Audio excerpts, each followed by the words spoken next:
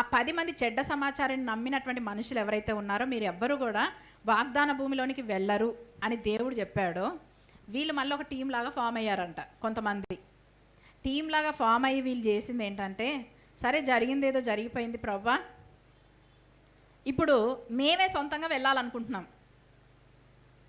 అని మోషేకి చెప్పడానికి వచ్చారు. మా వల్ల తప్పైపోయింది, మరి మా తప్పును బట్టి దేవుడు ఏంటంటే మీరు 40 సంవత్సరాలు ఇక్కడే తిరగాలని అంటున్నారు కదా, ఇక్కడే మీరు రాలిపోతారని అన్నాడు కదా, అది మాకు ఇష్టం లేదు. కాబట్టి మేమే ఏదో బలం తెచ్చుకొని దేవుడు మాకు ఇవ్వాలనుకున్నటువంటి ఆ దేశం ఏదైతే ఉందో మేమే ఏదో ఒక రకంగా వెళ్ళి దాంట్లో స్థిరపడతాము అని అన్నప్పుడు మోషే హెచ్చరించాడు. మందసము లేకుండా, నేను లేకుండా, సర్వ సమాజము లేకుండా అందరి జనాంగం ఒక దగ్గర ఉంటే మీరెందుకు మళ్ళీ కొత్తగా లేచారు? మీకెందుకు ఆ ఆలోచన కలిగింది? 40 సంవత్సరాలు ఇక్కడ అంటే దేవుని పనిష్మెంట్ వీరికి ఇష్టం లేదు. కొన్నిసార్లు మీరు చూడండి, దేవుడు మనల్ని శిక్షించినప్పుడు శిక్షకి మనము లోబడాలి.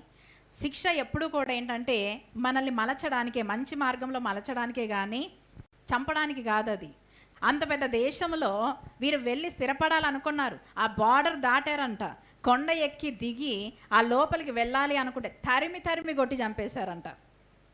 చూడండి పరిస్థితి. దేవుడు లేనటువంటి ప్రయాణం ఏంటంటే అది చివరికి ఎక్కడికి నడిపిస్తుందంటే మరణానికే నడిపిస్తుంది.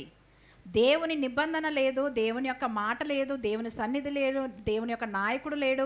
వీరి సొంత నిర్ణయంతో ముందుకు వెళ్ళినప్పుడు మరణాన్ని వీరు రుచి చూడాల్సినటువంటి పరిస్థితి ఇక్కడ మనము చూస్తూ ఉన్నాం.